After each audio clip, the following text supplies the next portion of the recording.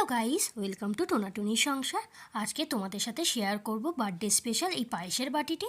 এটি সম্পূর্ণ ক্ষীর দিয়ে তৈরি। তাহলে চলো দেখে নিই এই পায়েসের বাটিটা আমি কিভাবে তৈরি করেছি।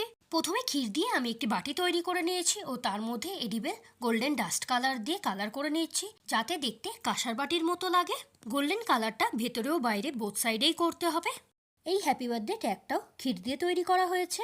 বাটির ভেতর থাকা পায়েসটা আমি লিকুইড দুধ ও গুঁড়ো দুধ মিশিয়ে তৈরি করেছি। এবার এর মধ্যে 2-3 ড্রপ হোয়াইট কালার দিয়ে দিলাম, যাতে পায়েসটা দেখতে একটু সাদাটে হয়। আমার এখানে পায়েসটা তৈরি হয়ে গেছে, দেখো খুব সুন্দর হয়েছে। তো চলো এবার বাটির মধ্যে দিয়ে দিই পুরো পায়েসটা। তো চলো এবার পায়েসটা ডেকোরেশন করার পালা।